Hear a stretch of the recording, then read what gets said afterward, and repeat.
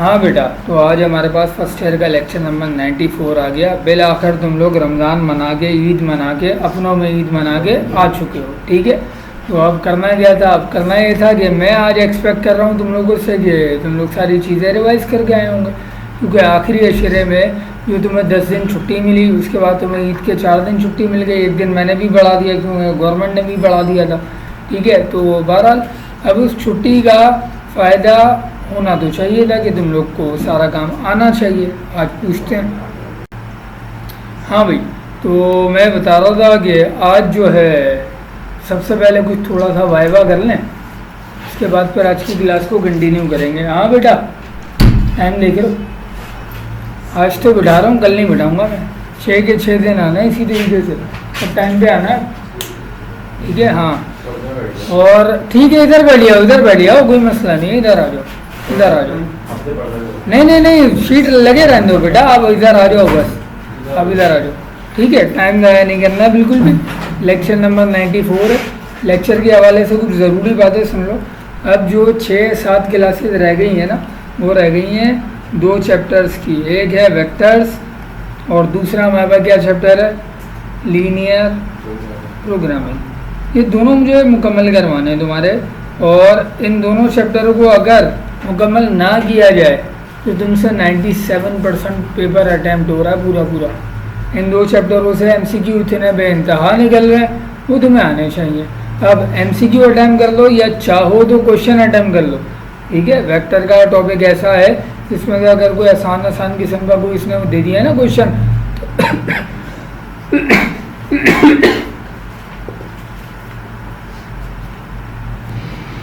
हाँ बेटा, तो मैं बता रहा था तुम्हें कि ये 2 चैप्टर से तुम्हारे ठीक ठाक किस्म के MCQ निकलने वाले हैं, सही है। दुआ कर लेना, अल्लाह करे पेपर टाइम पे हो जाए। और दूसरी बात, हाँ टाइम पे हो जाए, सही, उसमें तुम्हारा ही फ़ायदा है, ठीक है। टाइम पे हो जाएगा तो आगे क्या होगा कि तुम लोग के लिए थोड़ा सा कहीं घूमने फिरने में, जाने में आसानी। फिर उसके बाद तुम लोग सब इंतज़ार करने बैठ जाओगे कि भाई प्रैक्टिकल की डेटें कब आएंगी। पिछले साल तक ये होता था प्रैक्टिकल फाइनल एग्ज़ाम से पहले हुआ करते थे, ठीक है। हाँ, अभी इस साल अगर ये लोग अपनी बात पे कायम है, अगर ये मई में ले लेते हैं पेपर, बहुत अच्छी बात है भाई। तो प्रैक्टिकल तुम्हारा मोस्ट प्रोबेबली जून पे जा सकता है, ठीक है, जो कि नॉर्मल बात है, कोई ऐसी बात नहीं है इसमें। हाँ, मैट्रिक वालों के पेपर अभी बहुत जल्द स्टार्ट होने वाले हैं, ठीक है। हाँ, तो ये है कि अपनी तैयारी कर लेना। और अलर्ट तुम्हें किस दिन हो जाना है? जिस दिन तुम्हारे हाथ में एडमिट कार्ड आ जाए। एडमिट कार्ड तुम्हें मिल जाता है 10 दिन पहले, ठीक है। अगर एडमिट कार्ड जिस दिन मिल गया तो अलर्ट हो जाना, हाँ भाई अब जो है ना 2 हफ्ते के अंदर अंदर तुम्हारा पेपर तैयार है, ठीक है। क्योंकि एडमिट कार्ड के साथ डेट शीट वगैरह सारी चीज़ें आती हैं। तो बहरहाल हम बात कर रहे थे वेक्टर्स की और लीनियर प्रोग्रामिंग की। तो अब मैंने ये फैसला किया कि भाई ये 6-7 दिन जो है इनमें बच्चे को बुलाओ, रेगुलर बुलाओ। F1 वाले सुबह अपने टाइम पे आएंगे, F2 वाले दोपहर में अपने टाइम पे आएंगे, ठीक है। और आपको आना है अभी ये 6-7 दिन जितने भी हैं सब दिन आना है, सिवाय संडे के। संडे को नहीं आ जाना भाई, ठीक है। कल परसों तरसों ये सारे दिन आप लोग आओगे। और क्या संडे मना किया था?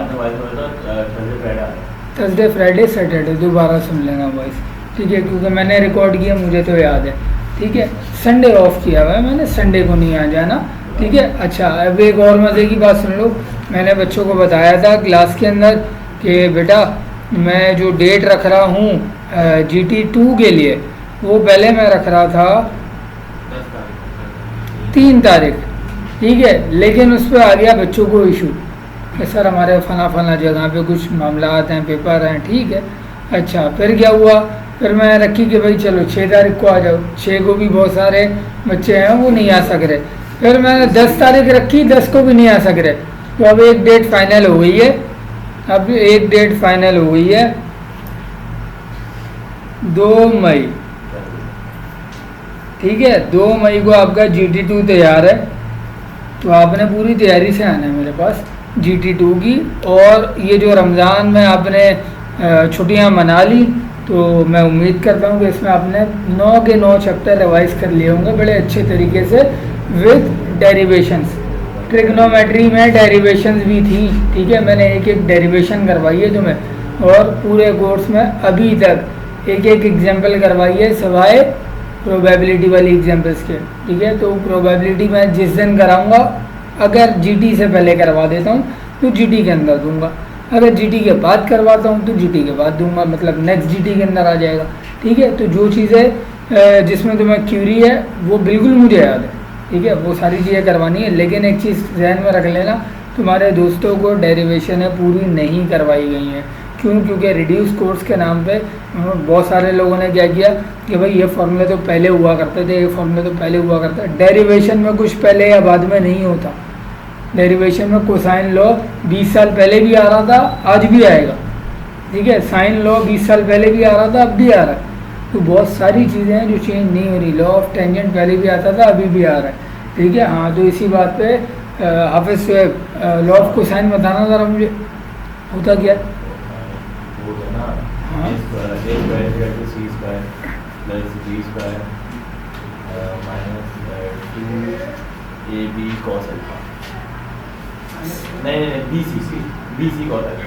जब ए के लिए बता रहे हो तो -2, ठीक है, ठीक है, ठीक है। अच्छा भाई बेटा ये बताओ कि टेंजेंट 90 डिग्री का आंसर क्या आ रहा होगा? रेहान इन्फिनिटी। अच्छा अहमद हाशमी, 1/0 का मतलब क्या बनता है? इन्फिनिटी। अच्छा भाई ये बताइए कि एक मैट्रिक्स था मोइन, ठीक है, एक मैट्रिक्स था, मैट्रिक्स का हम लोग डिटर्मिनेंट लेने चले गए, सही है, पता लगा आंसर 0 आ गया। तो उसका जब हम इन्वर्स निकाल रहे हैं तो इन्वर्स पे वेरिफिकेशन करें या ना करें? मैंने एक मैट्रिक्स लिखा, उसका डिटर्मिनेंट निकाल लिया, डिटर्मिनेंट आ गया 0, ठीक है। अब मुझे ये बताओ कि अब जब डिटर्मिनेंट 0 आ गया तो उसके बाद फिर हम A11, A12, A13 करते करते 9 को फैक्टर निकालते थे, हमने निकाल लिए। फिर हम चले गए इन्वर्स निकालने पे, इन्वर्स निकाल लिया। अब बताओ इन्वर्स की वेरिफिकेशन करें या नहीं करें? डिटरमिनेंट 0 आ गया, तो 0 आने से क्या हो जाता है? क्यों रुक जाता है? मैट्रिक्स सिंगुलर हो गया, ठीक है। तो ये चीज़ें हैं जो कि तुम्हें आनी चाहिए, ठीक है। Abdul Rahman Khalid, law of tangent सुना दीजिए। क्या हो गया? एकदम आवाज़ें बंद है भाई। अच्छा चलो ठीक है, हाँ बताओ बताओ बताओ। चलो चलो चलो आसान कर देते हैं काम को, आसान कर देते हैं काम को। 1 + tan square theta equals to what? 1 + tangent square theta equals to what? बेटा ये मैट्रिक क्लास की आइडेंटिटी पूछ रहा हूँ। हाँ भाई हाफिज ये बात, 1 + tan square theta equals to what? Danish 1 + tan square theta equals to what? 1 + tan square theta equals to sec square theta, ठीक है। और 1 + cot square theta equals to cosec square theta. तो ये वो आइडेंटिटीज थी जो मैट्रिक क्लास में तुम लोग पढ़ के आ चुके थे, ये। और मैं तुमसे आज फर्स्ट ईयर की चीज़ें तो बहुत कम पूछ रहा हूँ, मैट्रिक पूछ रहा हूँ मेन, ठीक है। अच्छा भाई सैयद ताहा, ग्रामर रूल निकालना है मुझे, ग्रामर रूल से x y z निकालना है, तो x का फॉर्मूला बता दोगे? डिटर्मिनेंट ऑफ A1/डिटर्मिनेंट ऑफ A। चलो ठीक है, बिल्कुल ठीक है, बिल्कुल ठीक है। अच्छा भाई हाँ कोई रह गया? हुमायूं। अच्छा चलो ठीक है, हुमायूं रह गया, हुमायूं से अभी पूछेंगे थोड़ी देर में सवाल कोई भी। अच्छा चलो ठीक है, पाइथागोरस थ्योरम बता दो बेटा। अच्छा अगर मैं H, P और B में पूछूं तो यहाँ पे H क्या है? Hypotenuse, P for perpendicular, B for base. चलो ठीक है, शुक्र है अल्लाह का कि तुम लोग को कुछ कुछ नॉलेज, कुछ कुछ नो हाउ अभी तक है, ठीक है। हाँ अच्छी बात है। बात कर लेते हैं आज के टॉपिक्स के ऊपर। तो आज मैंने क्लास को काफ़ी आसान रखा हुआ है, क्योंकि आज जो तुम्हें क्लास वर्क मिल रहा है ना, उसमें तुम्हें घंटों नहीं लगने वाले, ठीक है। आज तुम्हें काफ़ी आसान काम है। चलो क्लास जब एंड होगी तो तुम्हें कुछ समझ में आ जाएगा। सबसे पहले तो हम कुछ चीज़ों को लेकर आए ना, ठीक है भाई। हमारी किताब में चैप्टर नंबर 3 पर दिया हुआ है वेक्टर का चैप्टर, अब वेक्टर के अंदर ना बहुत सारी क्वांटिटीज़ होती हैं। सबसे पहले तो हमें ये बताना होता है कि स्केलर कौन होता है और वेक्टर कौन होता है। तो ये तो सबसे पहले मैं कुछ बात करना चाहूँगा कि देखो भाई, ये मैंने एक डायरेक्शन बना दी, ठीक है। ये मैंने क्या लिखा है, एक एरो बना दिया। इस एरो को आमतौर पे इस एरो को पढ़ते हैं वेक्टर। और अगर कोई स्केलर क्वांटिटी होती है उसमें कोई डायरेक्शन नहीं होती, ठीक है। फॉर एग्जांपल किसी भी मूविंग ऑब्जेक्ट को उठा लो, फिजिक्स की मैं बात कर रहा हूँ, तो उसमें किसी बॉडी का मास होता है, ठीक है। मास की कोई डायरेक्शन है, मास की तो डायरेक्शन नहीं है। जब डायरेक्शन नहीं है वो वेक्टर नहीं है, स्केलर क्वांटिटी है, ठीक है। सिमिलरली अच्छा, कोई बॉडी है, उसके ऊपर फोर्स लग रही है, ठीक है। फर्ज करो ये एक ऑब्जेक्ट था, इसको तुमने यहाँ से फोर्स लगाई और आगे की तरफ धकेला। जब फोर्स की डायरेक्शन पता लग गई तुम्हें, ठीक है, फोर्स एक वेक्टर है। फोर्स जो है वो स्केलर क्वांटिटी नहीं है। स्केलर और वेक्टर क्वांटिटी में फ़र्क क्या होता है? स्केलर और वेक्टर क्वांटिटी में फ़र्क सिर्फ इतना सा होता है कि दोनों क्वांटिटीज़ के अंदर मैग्नीट्यूड होता है। जो स्केलर है उसका भी कुछ ना कुछ मैग्नीट्यूड होगा। एक बॉडी है जिसका मास है कुछ कितने केजी, ठीक है, तो मैग्नीट्यूड तो है उसके अंदर भी। और दूसरी बॉडी है उसका जो है, अगर हम वेट की बात कर लें या ग्रेविटेशनल फोर्स की बात कर लें, और उसके बाद कुछ ग्रेविटेशनल फोर्स लग रही है समथिंग, तो वो उसके अंदर भी आपके पास आ गई क्या चीज़, दोनों के अंदर मैग्नीट्यूड है, मकदार मौजूद है। लेकिन एक में डायरेक्शन होगी, एक में डायरेक्शन नहीं होगी।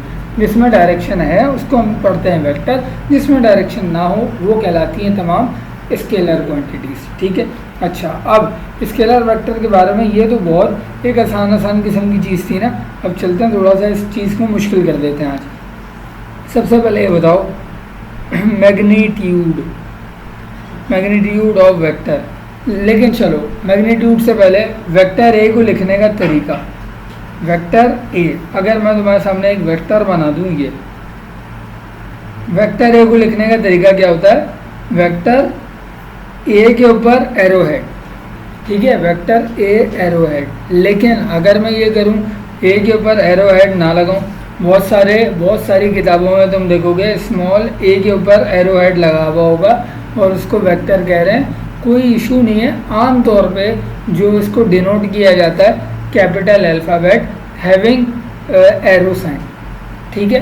तो एरो साइन हमेशा इसी डायरेक्शन में लगाना है। अब एक बच्चे ने क्या हरकत करी कि सर कहीं लिखा हुआ था वेक्टर ए, ऐसे लिखा हुआ है वेक्टर ए, सही है। अब जब मैं इसका रिवर्स वेक्टर लाऊंगा तो क्या होगा? इस बार डायरेक्शन चेंज हो जाएगी, माइनस में आ गया और वेक्टर ए ही है।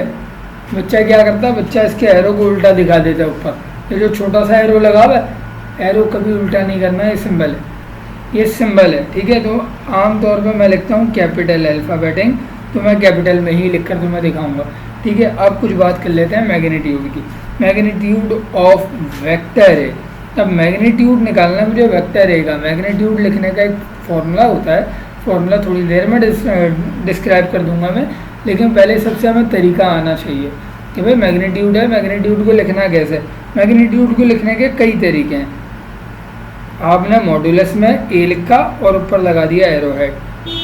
मॉडुलस ऑफ वेक्टर ए, इसको पढ़ते हैं मैग्नीट्यूड। और सिंपल ए, इसको भी पढ़ते हैं मैग्नीट्यूड, ठीक है। मैग्नीट्यूड ऑफ ए को लिखने के तरीके क्या क्या है? या तो मॉडुलस में लिख लो, मॉडुलस में लिखोगे तो एरो हेड लगाना लाजमी है, नहीं तो तुम्हारे पास दूसरा ऑप्शन है, तुम मॉडुलस भी नहीं लगाओ, एरो हेड भी नहीं लगाओ, डायरेक्टली लिख दो, ठीक है। अब डायरेक्टली लिखने में ना एक इशू कहाँ आएगा, मैं क्यों मना करता हूँ ये स्मॉल वर्डिंग ना लिखो, इस तरह ना लिखो, क्यों मना करता हूँ? मना यूँ करता हूँ, कई जगहों पे मैग्नीट्यूड आ रहा होगा, बच्चा इधर अगर स्मॉल ए लिखा हुआ है तो वो स्मॉल ए लिख जाएगा वेक्टर के साथ साथ, और स्मॉल ए बाद में जाके अभी थोड़ी देर में पता लगेगा कि वो एक स्केलर मल्टीपल वाली टर्म बन रही है, ठीक है। तो उसमें आपका मैग्नीट्यूड बिला वजह शामिल होने लग जाएगा। उस चीज़ को अलग करने के लिए मैंने ये इसको यहाँ पे अलग से एक्सप्लेन कर दिया तुम्हें। अब बताओ कि मैग्नीट्यूड ऑफ वेक्टर के लिए तुम्हें एक बात ये समझ में आ गई, एक वेक्टर है तुम्हारे सामने, फर्ज करो ये रहा, इस बार नाम चेंज करते हैं, वेक्टर बी नाम दे दिया। अब इसका मैग्नीट्यूड मैग्नीट्यूड का मतलब क्या हुआ, कहाँ से कहाँ तक की लेंथ, यहाँ से यहाँ तक की जो भी लेंथ होगी ना, इसको बोलते हैं मैग्नीट्यूड ऑफ बी। ठीक है, दो पॉइंट के दरमियान की लेंथ। अब इन दो पॉइंट्स के नाम क्या होता है वो सुनिए। ये स्टार्टिंग पॉइंट था, इसे पढ़ते हैं initial point. Initial point, point मतलब पीटी लिख रहा हूँ पॉइंट। ये एंडिंग पॉइंट था, फाइनल पॉइंट। फाइनल पॉइंट को एंड पॉइंट भी पढ़ते हैं, और क्या पढ़ते हैं, टर्मिनल पॉइंट। Terminal point. अब ये नाम है जो कि तुम्हें याद रखने, ये ठीक ठाक किस्म के एमसीक्यू निकलेंगे तुम्हारे अब यहाँ से, क्योंकि अब मैं सब एमसीक्यूज़ की ही बातें कर रहा हूँ यहाँ पे। ठीक है, तो वेक्टर के ऊपर मैंने थोड़ी सी डिस्कशन करी, तुम्हें कुछ मोटी मोटी बातें समझा दी, उम्मीद है समझ आ रही होंगी। अब चलते हैं इक्वल वेक्टर्स क्या चीज़ होता है। इक्वल वेक्टर्स, दो ऐसे वेक्टर, दो या दो से ज़्यादा वेक्टर भी हो सकते हैं, दो ऐसे वेक्टर जिनकी डायरेक्शन भी सेम हो, जिनका मैग्नीट्यूड भी सेम हो। ठीक है, उन्हें पढ़ते हैं इक्वल वेक्टर। इक्वल वेक्टर अगर मैं लिख कर दिखाऊँ, फॉर एग्जांपल ये रहा एक वेक्टर, वेक्टर u, और ये रहा एक और वेक्टर, और ये है वेक्टर v। पहले ये बताओ क्या दोनों की डायरेक्शन सेम है? हाँ सर, दोनों की डायरेक्शन सेम है। क्या इन दोनों वेक्टर्स का मैग्नीट्यूड भी सेम है? इनका मैग्नीट्यूड भी सेम है। अगर मैग्नीट्यूड और डायरेक्शन सेम हो जाए वो कहलाएंगे इक्वल वेक्टर्स। अब ये तुम्हारी किताब के अंदर पूरी डेफिनेशन मौजूद है। आज जो तुम्हारा क्लास वर्क आने वाला है ना, बेसिकली वो है क्या, मैं बता दूँ शुरू में ही। क्लास वर्क में तुम्हें 3.1 आज स्टार्ट नहीं करनी, हाथ भी नहीं लगाना उसे। 3.1 को हाथ भी नहीं लगाना। 3.1 से पहले बहुत सारी 14 पेजेस की थ्योरी है जी, उस पूरी थ्योरी को पहले पढ़ना है, फिर उसे अपनी वर्डिंग में अपने रजिस्टर में लिखना है। ठीक है, तमाम चीज़ें तुम्हें नोट करनी है। मुझे रजिस्टर में एक एक पॉइंट लिखा हुआ चाहिए कि इनिशियल पॉइंट कहाँ है, टर्मिनल पॉइंट कहाँ है, क्योंकि मैं खुद पूछूंगा तुमसे कि हाँ भाई इस वेक्टर को इक्वल वेक्टर क्यों बोला तुमने, तो मुझे रीज़न दे देना लिखा हुआ कि हाँ सर यहाँ पे ये चीज़ हमने लिखी थी। तो तुम्हारी किताब के अंदर इतने एमसीक्यू हैं इस चैप्टर के, इस वजह से मैं इतना ज़ोर दे रहा हूँ। आज की बेसिक बनानी है मुझे, बेसिक एक बार बन जाएगी ना, आज थोड़ा टाइम लगा दूंगा, डिटेल में तुम्हें समझा दूंगा। अगले 6 दिन बड़े स्मूथ चलोगे तुम लोग, बड़े आराम से तुम लोगों से काम होगा सारा। अब चलते हैं, बात करते हैं नेगेटिव वेक्टर की। अच्छा ये देख लो भाई, मैं तुम्हें बल्कि किताब से भी दिखाना चाहूँगा। इक्वल वेक्टर अभी थोड़ी देर पहले हमने पढ़ा था, two vectors u and v are said to be equal if they have the same magnitude and direction. Symbolically it is written as u equals to v।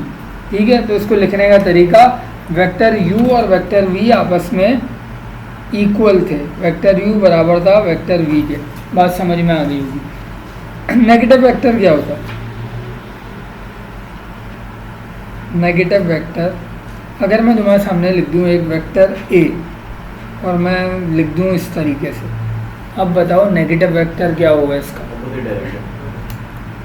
Magnitude same होगा या नहीं? Magnitude same होगा, मतलब magnitude same है, direction क्या होगी? Direction opposite हो जाएगी। अब ये जो हमने वेक्टर बना दिया, ये वेक्टर a नहीं है, ये वेक्टर -a है। ठीक है, नेगेटिव वेक्टर में क्या होता है, सिर्फ डायरेक्शन बदली जाती है, जबकि मैग्नीट्यूड चेंज नहीं होता। ठीक है, याद रख लेना इस बात को। अब चलते हैं यूनिट वेक्टर के ऊपर। यूनिट वेक्टर क्या चीज़ होता है भाई? Unit vector whose magnitude is 1। ठीक है, जिसका मैग्नीट्यूड 1 हो। अब 1 यूनिट, अगर कोई भी एक वेक्टर है, कोई भी एक वेक्टर है और उसका जो मैग्नीट्यूड है यहाँ से लेके यहाँ तक का जो डिस्टेंस है वो फिर 1 यूनिट होगा। 1 यूनिट है मतलब वो यूनिट वेक्टर है। अब यूनिट वेक्टर आमतौर पे u करके रिप्रेजेंट किए जा रहे होते हैं, जिनके अंदर यूनिट वेक्टरों में कैप लगा दिया जाता है। ठीक है, यूनिट वेक्टर के कुछ फॉर्मूले होते हैं, वेक्टर अपॉन इट्स मैग्नीट्यूड। ठीक है, वेक्टर अपॉन इट्स मैग्नीट्यूड जब हम करते हैं तो वहाँ से हमारे पास पूरा यूनिट वेक्टर आ जाता है, सॉरी u डैश। और यूनिट वेक्टर निकालने के फॉर्मूले के अंदर वो आता है कि वेक्टर पूरा वेक्टर लिखा जाएगा, ऊपर i j k कंपोनेंट्स वाला, अपॉन में उसका मैग्नीट्यूड लिख दिया जाएगा। ठीक है, लेकिन वो फॉर्मूला आज इस्तेमाल नहीं हो रहा, तो मैं उसको डिस्कस नहीं करूँगा, लेकिन फॉर्मूला वही है जो तुम मैट्रिक क्लास से पढ़ कर आए हो। इसी तरीके से मैग्नीट्यूड हमने पढ़ा था, मैग्नीट्यूड का भी फॉर्मूला वही है मैट्रिक वाला, magnitude of A equals to √a² + b²। ठीक है, तो वो फॉर्मूला कोई चेंज नहीं हो रहा, फॉर्मूला वही रहेंगे। यूनिट वेक्टर के लिए हमने बता दिया। फॉर एग्जांपल ये वेक्टर ए था हमारे पास, वेक्टर ए था जिसका मैग्नीट्यूड इस बार हो गया 1, तो 1 होने की वजह से इस वेक्टर ए को हम क्या पढ़ रहे हैं, यूनिट वेक्टर पढ़ रहे हैं। ज़ीरो या नल वेक्टर क्या होता है? ज़ीरो या नल वेक्टर क्या होता है? बुक से देख के मत बता देना बेटा, ठीक है। हाँ, जिसका मैग्नीट्यूड 0 हो। आम तौर पे यही चीज़ ध्यान में आती है, बिल्कुल सही पॉइंट है, हुज मैग्नीट्यूड इज 0। जब यूनिट वेक्टर को हमने बोला a vector whose magnitude is 1, तो 0 या नल वेक्टर को हम क्या पढ़ेंगे, a vector whose magnitude is 0। जब एक वेक्टर का मैग्नीट्यूड 0 हो जाए तो कुछ सोच के बताना कि उस वेक्टर का, वेक्टर होता है यहाँ से यहाँ तक का कोई भी एक 2 पॉइंट्स के दरमियान का फासला, ठीक है, एक इनिशियल पॉइंट और एक टर्मिनल पॉइंट। अगर ये दोनों पॉइंट का फासला 0 हो जाए, मतलब ये पॉइंट करीब करीब करीब करीब आ गया, यहीं पे टेल है और यहीं पे ये हेड है, सिर्फ एक सिंपल पॉइंट बन जाएगा। जब पॉइंट बन गया तो पॉइंट के ऊपर जब तुम मैग्नीट्यूड देखने जाओगे वहाँ 0 आ रहा होगा। अब वेक्टर हुज मैग्नीट्यूड इज 0, मतलब वहाँ स्ट्रेट लाइन वाला वेक्टर तुम दिखाई नहीं सकते, तो हम 0 वेक्टर के लिए सिर्फ एक डॉट शो करते हो, ठीक है, कि भाई इसका तो इनिशियल और टर्मिनल पॉइंट का फासला ही 0 है, तो हम लिखे तो क्या लिखे, ठीक है। ये हो गया यहाँ तक। अभी तक कोई इशू है तो पूछ लो भाई, बिल्कुल बेसिक चीज़ें चल रही हैं, थोड़ा सा मुश्किल करते हैं क्लास को। हाँ, कभी ऐसा हुआ है आपसे किसी ने एड्रेस पूछा और आपने बताया हो? हाँ, चलो गलत बताया हो सही बताया हो, लेकिन बताया तो है। यहाँ जितने लोग बैठे हैं सबके साथ ये हादसा, ये वाक़या पेश आ चुका होगा, ठीक है, और सब ने कभी ना कभी कहीं ना कहीं किसी को एड्रेस बताया होगा। एड्रेस बताने के लिए तुम क्या करते हो, तुम हाथ का इशारा करते हो, ठीक है। हाथ का इशारा करने के लिए क्या होता है कि भाई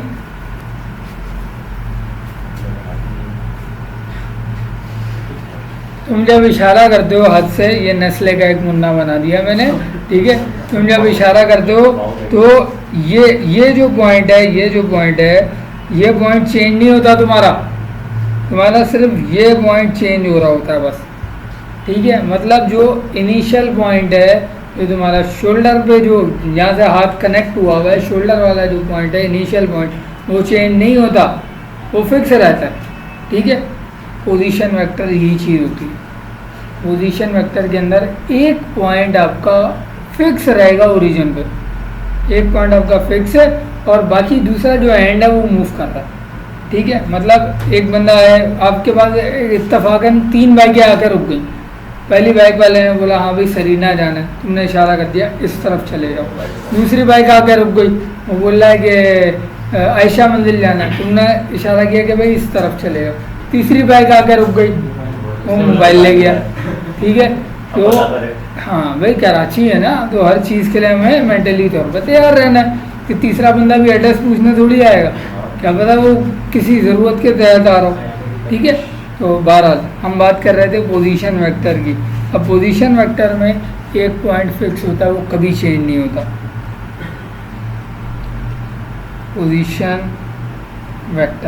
पोजीशन वेक्टर के लिए मैं तुम्हें एक चीज़ ये समझा दूँ, कार्टेशियन प्लेन बना दूँ सबसे पहले, एक्स वाई प्लेन, ये एक्स है और ये वाई है। इस एक्स वाई प्लेन को और क्या पढ़ते हैं, कोऑर्डिनेट एक्सिस भी पढ़ते हैं और कार्टेशियन प्लेन भी पढ़ते हैं। मैं लिख देता हूँ क्योंकि तुम लोग जो है नाम मुश्किल लगेंगे तुम्हें।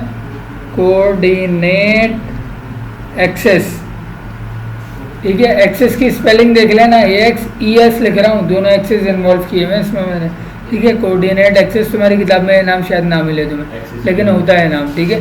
कोऑर्डिनेट एक्सिस, और दूसरा नाम क्या बताया मैंने, कार्टेशियन प्लेन, ठीक है, कार्टेशियन प्लेन।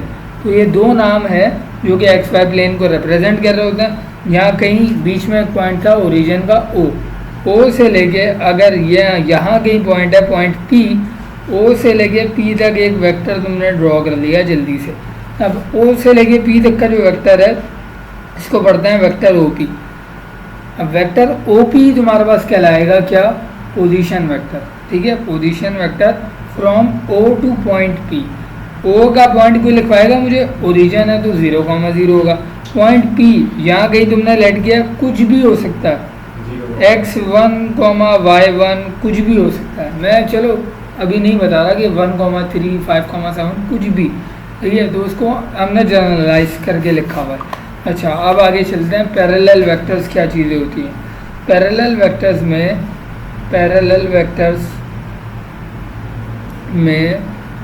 मैं तुम्हें बता दूँ, एक वेक्टर ए है तुम्हारे पास, फर्ज करो इस डायरेक्शन का वेक्टर ए। अब पैरेलल वेक्टर क्या होगा, पैरेलल वेक्टर में कोई भी दूसरा वेक्टर होगा जो कि इसके पैरेलल गुजर रहा होगा, इसके पैरेलल गुजर रहा होगा। ये मैंने लिख दिया वेक्टर बी। अब कोई मुझे बताएगा ए और बी वेक्टर में क्या फ़र्क है। मैग्नीट्यूड का फ़र्क है, ए का मैग्नीट्यूड ज़्यादा है, बी का मैग्नीट्यूड कम है। क्या डायरेक्शन दोनों की सेम है? जब डायरेक्शन दोनों की सेम है, दोनों एक दूसरे के पैरेलल है, पैरेलल तो है, पैरेलल होने में ये ज़रूरी नहीं होता कि मैग्नीट्यूड सेम हो। अगर पैरेलल भी हो और मैग्नीट्यूड भी सेम हो जाए तो क्या कहलाएंगे, इक्वल हो जाएंगे। ठीक है, इक्वल में और पैरेलल में डिफरेंस क्या है, इक्वल में मैग्नीट्यूड बराबर होता है डायरेक्शन के साथ साथ, यहाँ सिर्फ डायरेक्शन बराबर होगी, मैग्नीट्यूड बराबर नहीं होगा। ठीक है, पैरेलल वेक्टर्स की कहानी समझ में आ गई होगी उम्मीद है। अब चलते हैं पैरेलल के बाद वेक्टर्स को ज़रा ऐड और सब्ट्रैक्ट करना सीख लेते हैं। मैट्रिक में सीख कर आ चुके हैं, और दोबारा सीख लेते हैं। ठीक है, तो अच्छा भाई, किसी को भी जो है पानी वानी पीना हो या फ्रेश होना हो तो क्लास के दौरान आप जा सकते हो, लेकिन फौरी तौर पे आपको फिर आना है। ठीक है, अच्छा भाई, अब हम बात कर लेते हैं एडिशन एंड सब्ट्रैक्शन के ऊपर। एडिशन एंड सब्ट्रैक्शन के लिए हमारे पास कुछ मेथड्स हैं, add and subtraction of vector. Vector को ऐड सब्ट्रैक्ट करने के लिए पहला एक बच्चों वाला मेथड होता है हेड टू टेल रूल। ठीक है, जो कि तुमने मैट्रिक में पढ़ा था, हेड टू टेल रूल।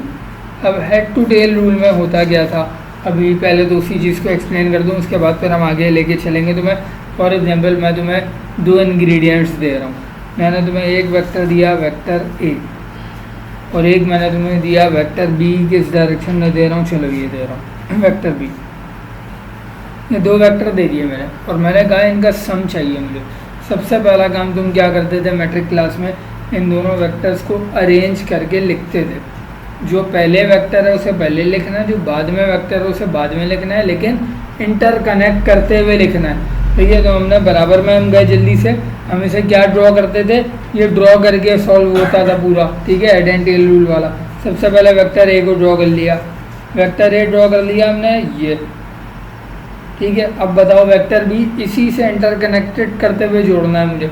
ठीक है, तो बी कहाँ से जुड़ेगा, बी की जो टेल होगी वो ए के हेड से मिलते हुए, और डायरेक्शन यही रहेगी, देखना डायरेक्शन यही वाली है और मैग्नीट्यूड भी यही वाला है। ये आ गया वेक्टर बी। ठीक है, बात समझ में आ रही है, हमने कनेक्ट कर लिया। अब कोई इनका रिजल्टेंट लिखवाएगा मुझे, मैं तो तुमसे क्या मांग रहा हूँ, मैं तुमसे मांग रहा हूँ ए प्लस बी मांग रहा हूँ मैं तुमसे, कि बेटा ए प्लस बी क्या होगा, vector A plus vector B, मतलब ये वाला डिस्टेंस मांग रहा हूँ मैं। अब ये वाला डिस्टेंस किस डायरेक्शन में नापना है, ये यहाँ आता है इशू। ठीक है, इसको, इस डिस्टेंस को पढ़ते हैं रिजल्टेंट। ये जो डिस्टेंस बचा है इसे पढ़ते हैं रिजल्टेंट। अब रिजल्टेंट की डायरेक्शन क्या होती है वो सुन लेना। पहले वाले की टेल से रिजल्टेंट की टेल मिलती है, और आखिरी वाले के हेड से रिजल्टेंट का हेड मिलता है। Tail to tail, head to head मिलाओगे तब जाके तुम्हारे पास ये चीज़ें आनी शुरू हो जाएंगी, और तुम्हारा रिजल्टेंट बन जाएगा इस डायरेक्शन का वेक्टर। ठीक है, और इस वेक्टर को हम कैसे लिख सकते थे, vector A plus vector B वाला वेक्टर था ये, जो कि रिजल्टेंट वेक्टर था। और चाहो तो तुम बहुत सारे प्रैक्टिकल के अंदर इसको आर का नाम दे चुके हो, आर का नाम दे चुके हो, सी का नाम दे चुके हो, तुम यही काम कर चुके हो कोसाइन लॉ की मदद से। ठीक है, तो ये चीज़ें थी जो कि मैंने एक्सप्लेन करी। एडिशन एंड सब्ट्रैक्शन समझाई, एडिशन समझाई अभी तक, सिर्फ सब्ट्रैक्शन के ऊपर अभी बात कर लेते हैं। एडिशन आ गई सबको समझ में? समझ में क्या, रिवाइज ही हो रहा है एक तरह से, चीज़ें सारी तुम लोगों ने पहले से पढ़ी हुई हैं। ठीक है, अब ज़रा सब्ट्रैक्शन के ऊपर चलो। वेक्टर ए दे रहा हूँ तुम्हें इस बार, ये वेक्टर बी इस बार तुम्हें दे देता हूँ मैं, चलो ये लो।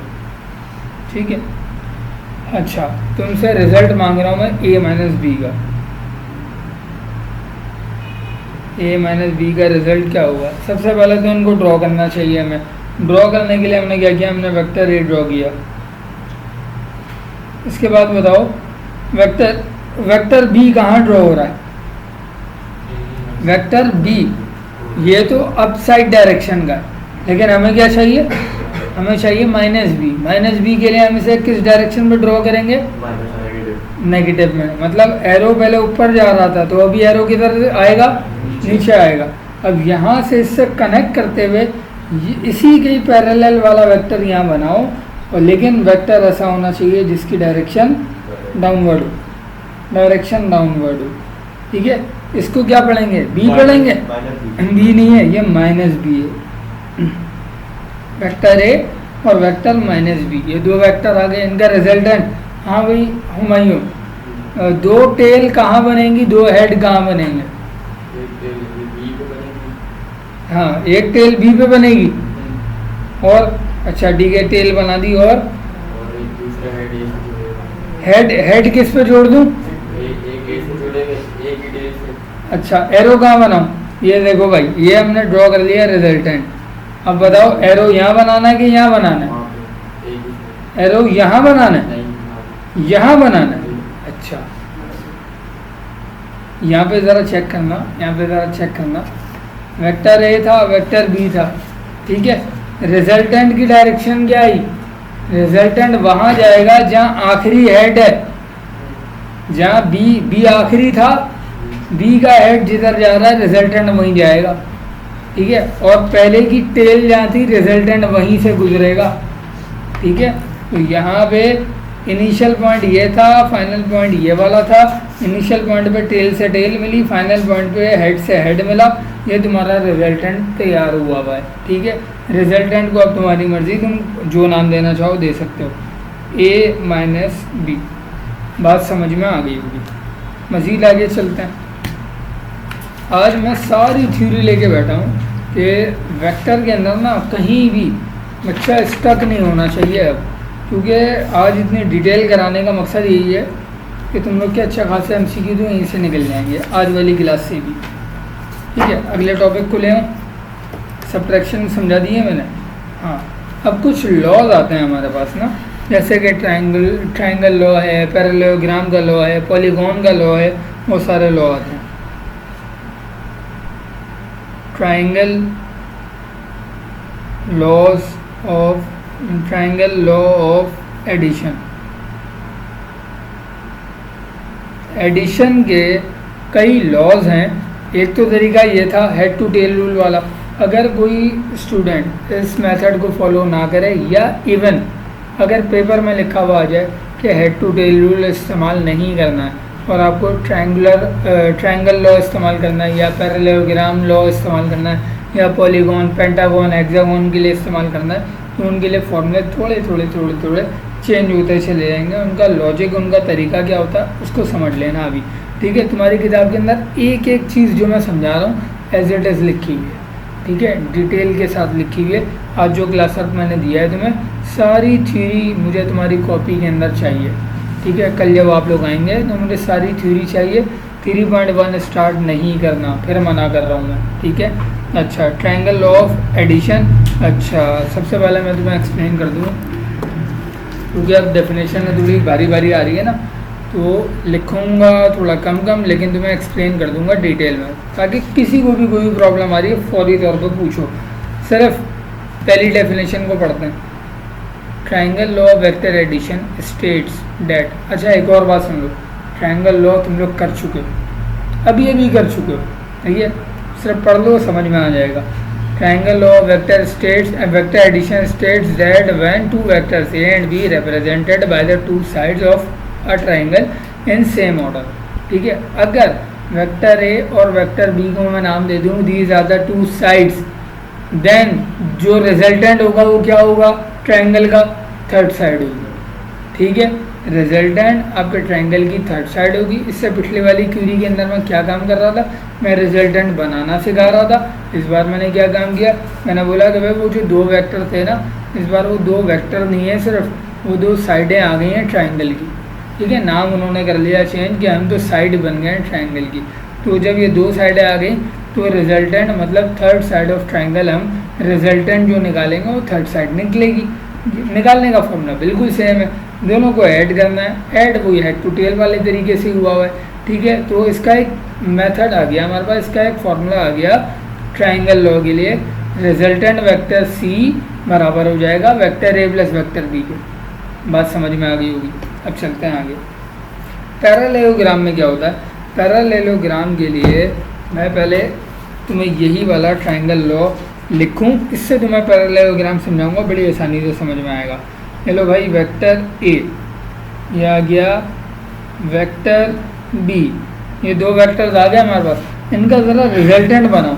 रिजल्टेंट के लिए रिजल्टेंट आ गया ये रिजल्टेंट की, अच्छा भाई कोई बता ही नहीं रहा, सर जूम आउट कर लें। वेक्टर ए वेक्टर बी, अच्छा ये वेक्टर बी का हेड ये था, वेक्टर ए का हेड ये था। अभी मैंने रिजल्टेंट का हेड नहीं लिखा। रिजल्टेंट का हेड कहाँ बनेगा, यहाँ बनेगा ना, हाँ कहाँ बनेगा भाई, बी की तरफ बनेगा। यहाँ हेड बनेगा रिजल्टेंट का बी की तरफ, ठीक है। बिल्कुल मैंने यहाँ मिला के नहीं बनाया, तुम चाहो यहाँ बना लो। थोड़ा सा पहले इसीलिए दिखा दिया ताकि तुम्हें नज़र आ जाए। इसको मैंने पढ़ा रिजल्टेंट सी, बात समझ में आ गई। ये तो हो गया ट्रायंगल लॉ। ट्रायंगल लॉ को थोड़ा सा अगर हम तब्दील कर दें, और वो कैसे तब्दील हो सकता है, बड़ी आसानी से तब्दील हो सकता है। अगर हम ये करें कि जो हमारा ये वाला वेक्टर था उसको अपनी जगह पे रखा हमने, वेक्टर बी के पैरेलल ज़रा इस तरफ आओ और वेक्टर बी के पैरेलल एक वेक्टर ड्रॉ करो। वेक्टर बी इस डायरेक्शन में जा रहा है तो इसके पैरेलल वेक्टर यहाँ से इसी डायरेक्शन में उठा लो, इतने मैग्नीट्यूड का उठा दिया, ये लो डायरेक्शन भी दे दी। बात समझ में आ रही है। अब क्या करो, वेक्टर ए था, वेक्टर ए को इसी तरह पैरेलल ले जाओ ऊपर की तरफ। वेक्टर ए को जब तुम ऊपर ले गए पैरेलल, डायरेक्शन भी यही रखी, मैग्नीट्यूड भी इतना ही रखा, बन गया। क्या बनता हुआ नज़र आ रहा है, एक पैरेललोग्राम बनता हुआ नज़र आ रहा है, ठीक है। अच्छा, पैरेललोग्राम बहुत अच्छा वाला क्यों नहीं बना, क्योंकि मैंने वेक्टर का जो लेंथ और विड्थ है वो थोड़ी सही नहीं रखी हुई, जिस वजह से ऐसा हो रहा होगा, ठीक है। ये लो और ये लो, नाम दे दो इसको ए, इसको नाम दे दो बी, इसको नाम दे दो रिजल्टेंट सी। अब तुम्हें पैरेललोग्राम क्लियर समझ में आ जाएगा। यहाँ से एक्सटेंड किया हमने बी को, बी जितना एक्सटेंड किया मैग्नीट्यूड बराबर, डायरेक्शन वही रखी बी वाली। ए के साथ ए को हमने एक्सटेंड किया यहाँ और इस पॉइंट पे मिला दिया, और डायरेक्शन भी वही रखी ए वाली। ये वापस से बन गया ए, ये वापस से बन गया बी। बात समझ में आ गई। अब ट्रायंगल लॉ के अंदर जब मैंने डॉटेड वाला मामला नहीं किया था तो इसके रिजल्टेंट को हम क्या पढ़ते थे, C equals to A plus B, ठीक है। अब इसका रिजल्टेंट पढ़ाओ मुझे, C equals to A plus B और ऑल्सो इक्वल्स टू व्हाट, यहाँ से पढ़ो resultant, C equals to B plus A, ठीक है। C equals to B plus A, मतलब ऐसे चल लो या ऐसे चल लो, दोनों तरीक़ों से पैरेललोग्राम काम करता है। ट्रायंगल लॉ दो तरीके से काम नहीं करता, ठीक है। यहाँ डुअल ट्रायंगल्स आ गए थे, ठीक है। तो यहाँ मैं हेडिंग लगा दूँ कि भाई ये पैरेललोग्राम वाला लॉ है। पैरेललोग्राम वाले लॉ में क्या हो जाएगा, फॉर्मूला थोड़ा सा बढ़ जाएगा। ए प्लस बी तो था ही था, साथ में इक्वल्स टू बी प्लस ए भी है, लेकिन एक वक्त में कोई एक इक्वल्स टू लगा के एक चीज़ लिखना, एक लाइन में दो इक्वल्स टू मैं नहीं लिखना चाहता तो मैं नहीं लिखता। सी इक्वल्स टू बी प्लस ए भी पढ़ते हैं इसी चीज़ को, ठीक है। कोई मुश्किल आती यहाँ तक, आसान काम है। थोड़ी सी साइडें बढ़ा देते हैं। 3 साइड ट्रायंगल का काम हो गया, 4 साइड पैरेललोग्राम का भी काम हो गया, 4 साइड से ऊपर जाएं पेंटागन पे, ठीक है, पेंटागन 5 साइडों वाला, हेक्सागन जो मक्खी का छत्ता जिस शेप का होता है 6 साइडों वाला, ठीक है, हनीकॉम मेज जिसको हम कहते हैं आमतौर पे, तो हेक्सागन होता है 6 साइड वाला। हेप्टागन, हेप्ट कहते हैं 7 को, हेप्टागन मतलब 7 साइडों वाला।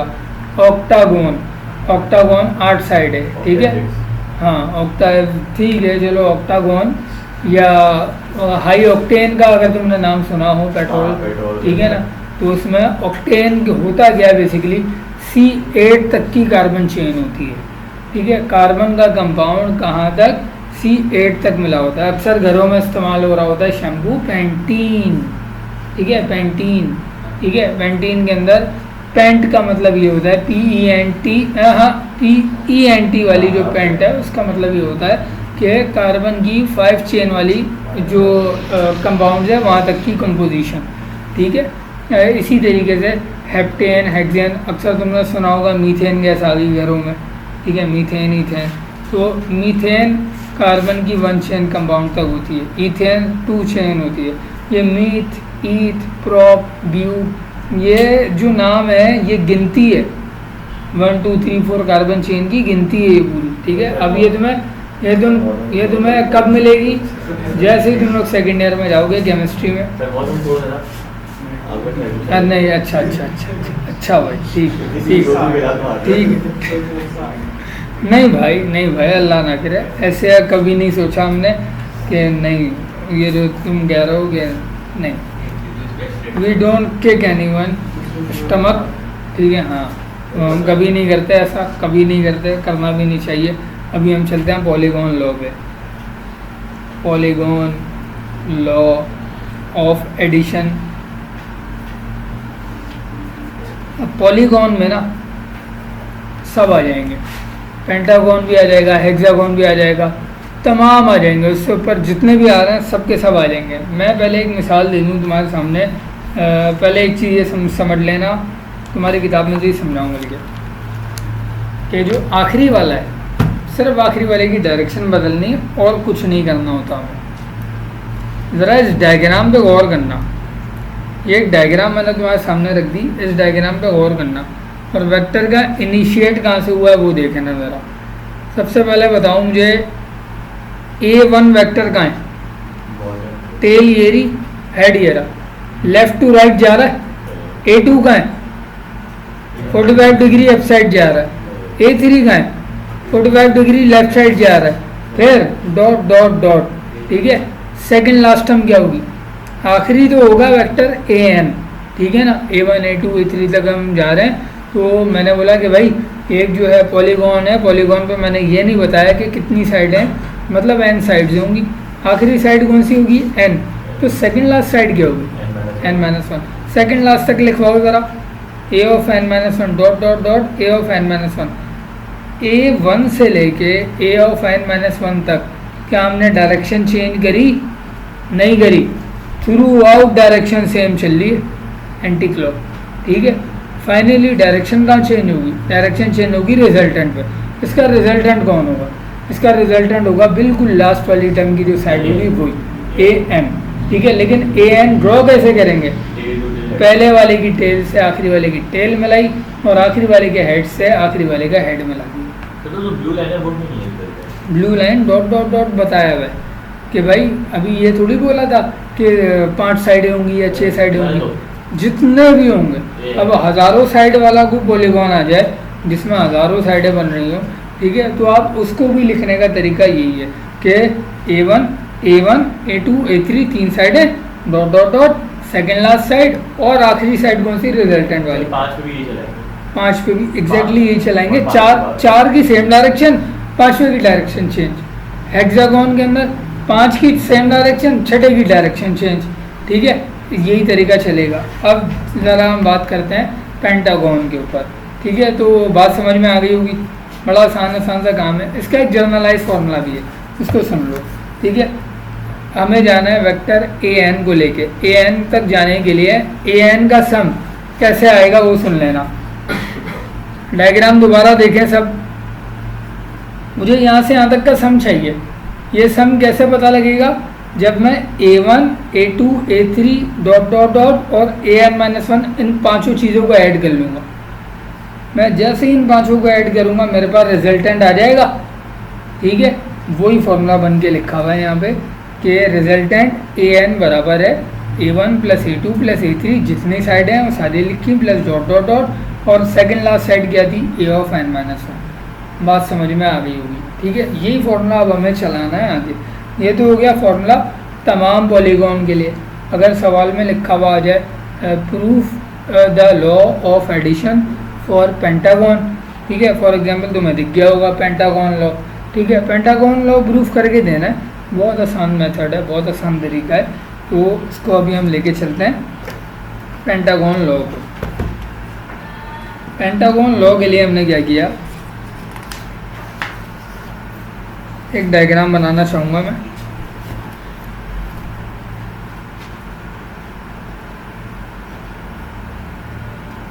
Pentagon law of vector addition.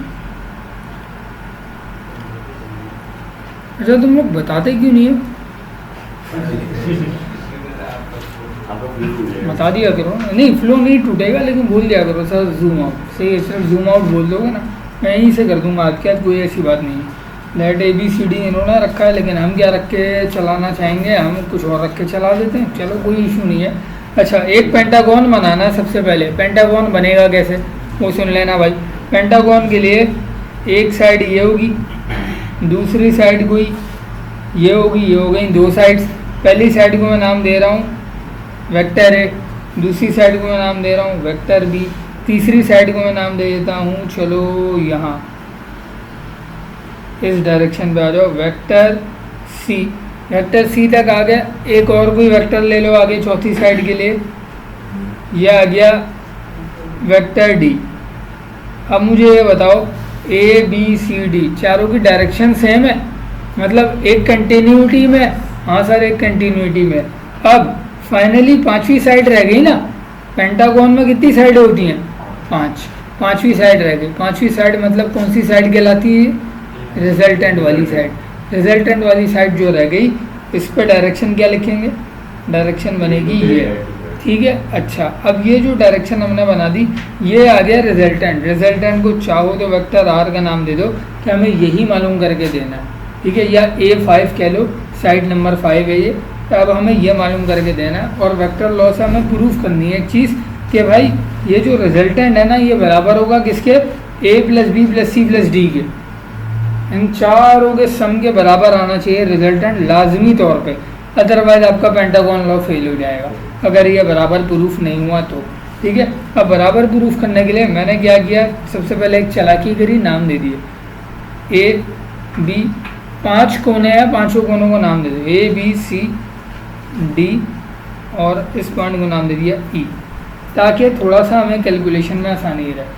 अब हमने क्या किया, हमने इसको किया थोड़ा थोड़ा थोड़ा थोड़ा ब्रेक, यहाँ से यहाँ तक। गौर करना A B C जब हम मिलाते हैं एक ट्रायंगल दिख गया तुम्हें, ये पॉइंट A D और C, ये दूसरा ट्रायंगल दिख गया तुम्हें। एक ट्रायंगल, 2 ट्रायंगल और 3 ट्रायंगल। टोटल कितने ट्रायंगल दिख रहे हैं? 3 ट्रायंगल नज़र आ रहे हैं। इनको हमने क्या किया, इसको हमने सिर्फ ब्रेक किया। ठीक है, रिजॉल्व किया है। अच्छा लफ्ज़ इस्तेमाल करूं तो हमने वेक्टर को रिजॉल्व किया है इसके जो है मज़ीद एलिमेंट्स के अंदर। अब आगे चलते हैं। जब हम बात करते हैं कितने हिस्से की, A B और C की, A B और C की, वेक्टर A ये था, वेक्टर B ये था, रिजल्टेंट ये था। रिजल्टेंट की डायरेक्शन क्या थी? A से B जा रहे हो तो डायरेक्शन हेड से हेड मिला, टेल से टेल मिला, बिल्कुल सही है डायरेक्शन। जब AC और AD को तुमने मिलाया तो AC और फिर C, डायरेक्शन बिल्कुल सही है। डायरेक्शन सबकी मैंने सही ड्रॉ की हुई है, कोई इशू नहीं है। अब ज़रा आगे चल लो, इसका रिजल्टेंट कोई लिख पाएगा मुझे? रिजल्टेंट क्या लिखते थे इसका रिजल्टेंट लिखा जाता था A प्लस B। ठीक है, मतलब ये जो लेंथ है A और C की, जो लेंथ है ए और सी की जो लेंथ है उसका मैग्नीट्यूड मेरे पास कितना आ रहा है, वो आ रहा है vector A plus vector B के बराबर। जब ये लेंथ मुझे पता लग गई, एक मैग्नीट्यूड मुझे पता लग गया कि ये किसके बराबर है, ये है ए प्लस बी के बराबर। अब हम चलेंगे अगले डायग्राम के अंदर, ठीक है, अगले ट्राइंगल के अंदर। इस बार मैं फोकस कर रहा हूँ कौन से ट्राइंगल को, ये वाला जो सी था और डी था और एक इनका पॉइंट था कहाँ, ये वाला रिजल्टेंट का एक पॉइंट था, एक साइड थी ये वाली, ठीक है। अच्छा अब मुझे बताना ज़रा, अब मुझे बताना ये साइड का तो नाम अभी अभी लिख लिया तुमने, ए प्लस बी, ये साइड तुम्हें पता लग चुकी है। यहाँ से यहाँ गए, यहाँ से यहाँ गए, डायरेक्शन है लिख लूँ मैं, हेड से हेड मिलाया, टेल से टेल मिलाया, फाइनली ये रिजल्टेंट मालूम करके देना है। और ये कितना था वेक्टर, सी था, ठीक है। इसका रिजल्टेंट क्या लिखूँ मैं, बात समझ में आ रही है सबको या नहीं, पहले ये बता देना बेटा कि मैंने क्या किया है, वही ट्राइंगल लॉ को थोड़ा सा बढ़ा दिया। तो ये ट्राइंगल लॉ ही लग रहा है, लेकिन इस बार 3 ट्राइंगलों में एक साथ लग रहा है, ठीक है। ए प्लस बी प्लस सी, इसका रिजल्ट लिखवाओ, ए प्लस बी प्लस सी। ये रिजल्ट बराबर हो गया किस लेंथ के, ये लेंथ क्या थी यहाँ से यहाँ तक की, डी और ए डी लेंथ के बराबर। जिन्हें यकीन नहीं आ रहा वो ये देख लें, पॉइंट ए पॉइंट डी, ठीक है। ए और डी की जो लेंथ थी वो ये वाला वेक्टर रिजल्टेंट वेक्टर हमारे पास आ चुका है। अब ये वेक्टर पता लग गया, ये वेक्टर पता लग गया। अब फाइनली हमें जाना आखिरी फिगर पे, आखिरी डायग्राम पे, जिसको मैं ब्रेक करके तुम्हें दिखा सकूं। तो एक डायरेक्शन ये थी, एक डायरेक्शन ये थी और एक डायरेक्शन थी कुछ ऐसी है हमारे पास, ठीक है। तो इसमें हमारे पास क्या बन रहे थे, पॉइंट लिख दूँ मैं, ए और पॉइंट डी और पॉइंट ई, ये 3 पॉइंट्स थे। इन 3 पॉइंट्स में तुम्हें क्या क्या मालूम पता लग गया, ए और डी की लेंथ तुम्हें पता लग गई है, ए प्लस बी प्लस सी। तीनों पे एरो हेड लगाने मत भूल जाना, ठीक है। ये लेंथ पता लगी, और कोई लेंथ तुम्हें पता है, ये वाली लेंथ तुम्हें मालूम है डी।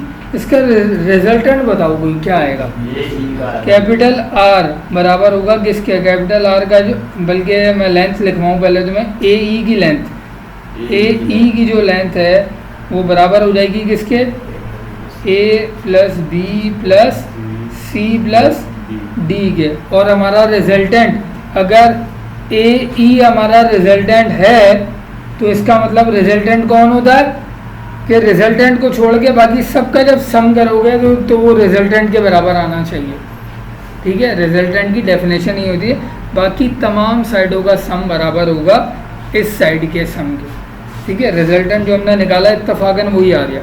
अब तुम्हारी किताब के अंदर यही काम किया हुआ है, लेकिन एक ही डायग्राम में किया हुआ है, उसने अलग अलग ब्रेकिंग करके तुम्हें डायग्राम ब्रेक करके नहीं दिखाए, ठीक है। तो ये काम हुआ हुआ है यहाँ पे हमारी किताब में। उसने 1, 2 और 3 ट्रायंगल उठाए हैं, तीनों को इक्वेशन बना के सॉल्व किया है और फाइनली वही आंसर ला के दिया है जो मेरा आंसर आया कि लेंथ ऑफ ए ई बराबर होगी तुम्हारे पास ए बी सी डी, चारों को ऐड करने के बाद, ठीक है।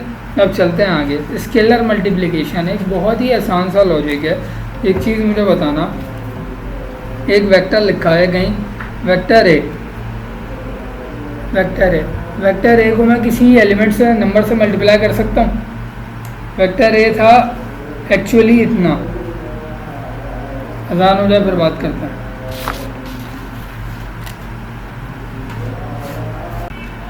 हाँ बेटा, एक चीज़ और समझ लो कि बहुत सारे बच्चे यहाँ पे जो है मैग्नीट्यूड के अंदर उलझ रहे हैं, तो मैंने उन्हें आसान कर दिया है काम कि भाई जब तुम पहली डायग्राम को देखो, ये रही तुम्हारे सामने वेक्टर ए वेक्टर बी, इसका रिजल्टेंट ये रहा।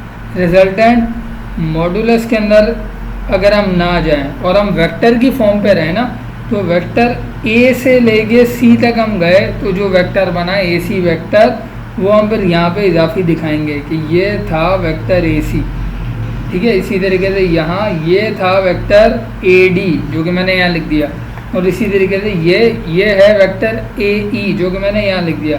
मैंने मॉडुलस सब जगह से गायब कर दिए हैं। तो मैं सिर्फ ये बताने के लिए कि रिजल्टेंट वेक्टर आर बराबर होता है sum of all the vectors के। रिजल्टेंट वेक्टर आर का रिजल्ट जो हमारे पास आया वो क्या आया, A plus B plus C plus D, same result आया, ठीक है, बात समझ में आ गई होगी। अब चलते हैं क्लास को एंड की तरफ ले जाते हैं। एक कॉन्सेप्ट और दे दूं तो हाँ, मैं तुम्हें ये समझा रहा था कि ज़रा मुझे जवाब देना। वेक्टर ए कहीं मैंने लिख दिया, अब वेक्टर ए लिखा हुआ है ठीक है, और कहीं लिखा हुआ आ गया 3a, जैसे तुम्हारे एक जगह लिखा हुआ था वेक्टर ए और बोला था कि उसको ड्रॉ कर दो, हमने ड्रॉ कर दिया। एक जगह लिखा हुआ है 3a, अब 3a ड्रॉ करना है तो वो किस डायरेक्शन में और कैसा ड्रॉ होगा कोई बताएगा? ये जितना यूनिट था इसका डबल इसका ट्रिपल कर लो, यहाँ तक आए, फिर और आगे बढ़े, फिर और आगे बढ़े, 3 गुना हो गया। इसको हम क्या बोलेंगे? 3a, ठीक है। क्या कोई स्केलर क्वांटिटी तुमने मल्टीप्लाई करवाई ओरिजिनल a के साथ, जो ये रिजल्ट बना? हाँ सर, 3 मल्टीप्लाई करवाई। अगर वही स्केलर क्वांटिटी 1 हो जाती तो कोई फ़र्क पड़ता? अगर a को 1 टाइम्स ऑफ a से मल्टीप्लाई करवा दूँ, मतलब वेक्टर a को वापस 1 से मल्टीप्लाई करा दूँ, कोई फ़र्क पड़ेगा? ना डायरेक्शन पे ना मैग्नीट्यूड पे। लेकिन जब किसी भी स्केलर क्वांटिटी से पॉजिटिव स्केलर क्वांटिटी से मल्टीप्लाई कराओगे तो डायरेक्शन चेंज नहीं होगी। डायरेक्शन a की भी राइट साइड पे जा रही थी और 3a की भी राइट साइड पे जा रही है, लेकिन क्या चेंज हो गया? मैग्नीट्यूड चेंज हो गया। अब अगर मैं यही काम करूं कि स्केलर नंबर मल्टीप्लाई करवाऊं, लेकिन इस बार वो नंबर नेगेटिव में होना चाहिए, डायरेक्शन चेंज हो जाएगी, मैग्नीट्यूड भी चेंज हो जाएगा, ठीक है। फॉर एग्जांपल मैं बोल दूं तुम्हें -2a, -2a का मतलब इस बार जो a था वो a की डायरेक्शन ये हो गई और इनिशियल पॉइंट ये था, टर्मिनल पॉइंट ये नहीं होगा, डबल हो जाएगा, -2a। बात समझ में आ गई होगी। अब यहाँ तक किसी को कोई इशू है तो पूछ लो बेटा। एक ये लॉजिक समझाया, दूसरा ये लॉजिक समझाया, तीसरा मैंने ये चीज़ समझाएगी। इसमें ज़रा गौर करना, इसमें ज़रा गौर करना। अगर मैं -2 के बजाय -1 मल्टीप्लाई करवाऊँ तो क्या होगा? तो भी मैग्नीट्यूड सेम रहेगा लेकिन डायरेक्शन चेंज हो जाएगी, और उस सूरत में हम क्या लिखेंगे? माइनस ऑफ a को, मतलब -1 इंटू a को डायरेक्शन चेंज करके ये लिख देंगे -a। बात समझ में आ गई होगी, ठीक है। तो ये मैंने 3-4 चीज़ें और बता दी। अच्छा चलो, इजाफी एक दो बातें और सुनो, एक दो बातें और सुनो। कार्टेशियन प्लेन के ऊपर मुझे बात करनी थी। हाँ, कंपोनेंट्स का मैं आइडिया तो दूंगा तुम्हें आज, ताकि तुम्हें बात समझ में आए। 0,0 इसको और क्या पढ़ते हैं? Origin, capital O, x y axis, ठीक है। अब हम बात करते हैं, कोई भी 2 पॉइंट उठाते हैं। फॉर एग्जांपल मैं तुम्हें 2 पॉइंट लिख कर दूँ। एक पॉइंट मैंने दिया तुम्हें 1,0, कहाँ आएगा भाई? प्लेन पे, x पे 1 और y पे 0, 1,0, ठीक है। 1,0 प्लॉट कर दिया? हाँ सर, बिल्कुल सही जगह प्लॉट हुआ है। दूसरा पॉइंट मैं तुम्हें दे दूँ 0,1, ज़रा प्लॉट करो, कहाँ होगा प्लॉट? x पे 0 है लेकिन y पे 1, ये आ गया तुम्हारा पॉइंट 0,1। क्या ये दोनों पॉइंट प्लॉट हो चुके हैं? हाँ सर, ये दोनों पॉइंट प्लॉट हो गए। अब जो प्लॉटिंग हो गई ना, यहाँ से यहाँ तक का जो वेक्टर है ये कहलाता है एक कंपोनेंट x एक्सिस का, x एक्सिस का कंपोनेंट, जिसका नाम होता है i कैप। i के ऊपर कैप बनी हुई है, ठीक है। और यहाँ से यहाँ तक का जो पॉइंट था ये कहलाता है y एक्सिस का कंपोनेंट, इसका नाम क्या होता है? j कैप, ठीक है। और एक जो z एक्सिस पे चलेगा, z एक्सिस इस तरफ भी बना सकते थे और इस तरफ भी बना सकते थे, ठीक है। z एक्सिस पे जो चलता वो उस पे फिर कंपोनेंट कौन आता? k कैप आ जाता, ठीक है। और ये चीज़ मैं तुम्हें एक्सप्लेन करना चाहूँ कि 2D और 3D वाली, तो ये चीज़ सुन लो, बहुत आसान सी होती है। कोई बात नहीं, लेकिन ये चीज़ हर साल बताते हैं हम कि भाई कंपोनेंट तो कंपोनेंट है ना, तो बच्चों को तो समझाना है ना भाई। बच्चों को ये थोड़ी बोलेंगे तुम्हारी किताब में नहीं है तो तुम भी नहीं करो। बहुत सारी ऐसी चीज़ें हैं तुम्हारी किताब में नहीं है और तुम्हें आती हैं अल्हम्दुलिल्लाह, ठीक है। तो चलो अब ज़रा ये देख लेना, ये मैंने 3 पेन रखे हैं, ठीक है। तो अभी तक जो मामला चल रहे हैं ना वो चल रहे हैं ये एक को तुमने नाम दिया हुआ है एक्स, दूसरे को तुमने नाम दिया हुआ है वाई, एक्स और वाई। इसमें अभी तक जेड शामिल नहीं था, लेकिन अगर जेड आ जाता, जेड कॉम्पोनेंट ये रहा, ठीक है, जेड कॉम्पोनेंट ये रहा। कोई ज़रूरी नहीं है कि ये आउटर साइड पे हो, मतलब ऊपर की तरफ आ रहा है आउटर साइड पे, ये इनर साइड पे भी हो सकता है, ऐसे भी हो सकता है अंदर की तरफ, ठीक है। ये देख लो पेन मैंने नीचे से रख दिया इस बार, ठीक है। तो इस तरीके से भी हो सकता है, ये जेड प्लेन है, और इस तरीके से भी हो सकता है, ये भी अभी जेड प्लेन है। जेड प्लेन के बारे में अगर और डिटेल जाननी है तो तुम जिस कमरे में बैठे हो उस कमरे की डायमेंशन को देख सकते हो, ठीक है। ये अगर चौड़ाई है, ये अगर लंबाई है, तो वेयर इज़ द हाइट और डेप्थ, ठीक है। तो दीवार की जो छत की ऊंचाई है वो हाइट है, वो जेड एक्सिस है। एक एक्स, अगर तुमने इसको एक्स नाम दिया तो वो वाई हो गई, तो ये तीसरी साइड जो है जेड होगी। अपने घर में, ड्राइंग रूम में, टीवी लॉन्च में, जहाँ बैठे हुए हो, किसी भी दीवार का कोना देख लो, बस तुम्हें तीनों एक्सिस नज़र आ रहे होंगे, ठीक है। अच्छा, अगर तीनों एक्सिस नज़र नहीं आ रहे तो फिर यकीनन तुम ज़मीन पे बैठे हो या किसी पार्क पे, ग्राउंड पे बैठे हो, ठीक है, जब तुम्हें तीनों चीज़ें नज़र नहीं आ रही। लेकिन अगर कमरे में बैठे हो, किसी स्ट्रक्चर में बैठे हो, 3D स्ट्रक्चर में, वहाँ तुम्हें तीनों एक्सिस लाजमी नज़र आएंगे, ठीक है। ये बात समझा दी मैंने। आई और जे कॉम्पोनेंट बताएं। के कॉम्पोनेंट किसका होता है?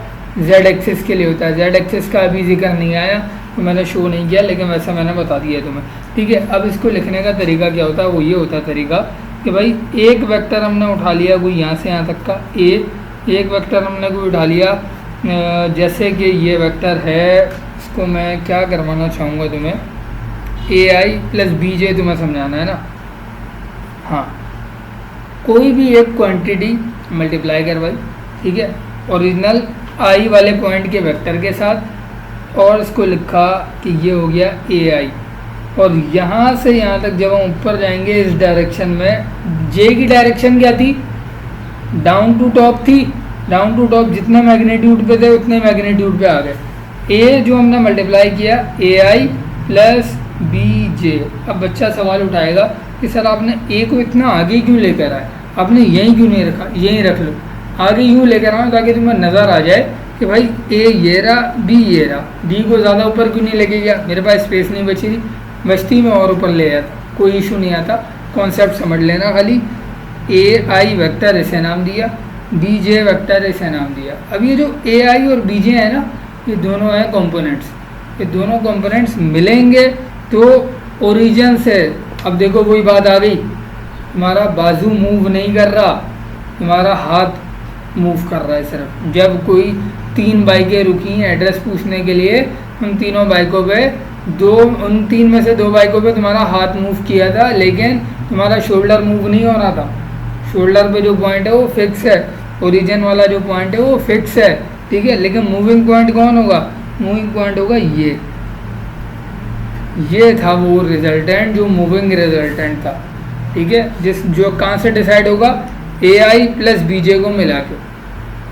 अब ये कंपोनेंट्स जब मिलेंगे तो फाइनल वेक्टर आएगा तुम्हारे पास, रिजल्टेंट वेक्टर। अब रिजल्टेंट वेक्टर को लिखने का तरीका, जैसे कि मैं इसको नाम दे रहा हूँ वी, रिजल्टेंट वेक्टर आर नाम दे दो, वी नाम दे दो। वी इक्वल्स टू क्या लिखेंगे? ए आई प्लस बी जे। इन दोनों को ऐड किया तो हमारा रिजल्टेंट बना। ये एक कॉन्सेप्ट था जो कि तुम्हें समझाना बहुत ज़रूरी था, अभी मैंने समझा दिया। लेकिन मज़े की बात सुन लेना, मैंने आज एक भी एग्जाम्पल या एक भी क्वेश्चन डिस्कस नहीं किया। और आज जब तुम लोग घर जाओगे, घर जाके तुम लोग सारी थ्योरी लिख लोगे ना, थ्योरी लिखने के बाद ज़रा 3.1 के क्वेश्चन, सिर्फ क्वेश्चन रीड करना। आधे से ज़्यादा सवाल तुमसे बगैर देखे हो जाएंगे। सिर्फ रीड करना ही नहीं है। कल जब आओगे, कल यहाँ पे करेंगे हम, आधा क्लास वर्क में, आधा काम होमवर्क में मिलेगा, फिर अगली क्लास में और मज़ीद काम मिलेगा। तो अभी सिर्फ बेसिक पक्की करवानी थी मुझे। देख रहे हो भाई, मैग्नीट्यूड वाला फॉर्मूला वही है जो मैट्रिक में था, कोई फार्मूला चेंज नहीं हुआ हुआ है, किसी जगह कोई फार्मूला चेंज नहीं हुआ हुआ है। कंपोनेंट को कैसे लिखना था, यहाँ तक कि मैंने सारी थ्योरी अब तक तुम्हें एक्सप्लेन की है। और ये कोई हल्के मतलब 3-4 पेजेस नहीं है, ज़्यादा ठीक ठाक पेजेस हैं। जिसमें बहुत ज़्यादा डिटेल शामिल थी। सारी चीज़ें एक्सप्लेन कर चुका हूँ एक एक करके। अब तुम्हारा काम क्या है, आज कोई क्लास वर्क नहीं है, ठीक है। आज वो लोग जो रमज़ान में लास्ट टाइम नहीं आए थे काम चेक कराने, वो तमाम लोग आ जाएं, काम चेक कराएं। बाकी जो लोग आए थे टाइम पे काम चेक हो चुका है उनका, वो लोग सब जा सकते हैं। चैप्टर 3 का काम देखेंगे। हाँ, वैसे मैं यही सोच रहा था ऑप्शनल होता है, ऑप्शनल ही रखा जाता था पहले भी, सेकेंड ईयर के अंदर भी, लेकिन मैं देखूँगा वेक्टर का मैं काम देखूँगा। आपने बनाया था कि चैप्टर 3 और 9 का काम नहीं देखूंगा। नहीं, लेकिन भाई ज़्यादा बेहतर यही है कि बच्चे की तैयारी अच्छी करानी है तो काम देख लो, ठीक है ना। तो चलो भाई, थैंक यू। यहाँ पे क्लास ओवर है आज, ठीक है। अब रिकॉर्डिंग आ रही है, थोड़ी देर में मिल जाएगी आपको ग्रुप में।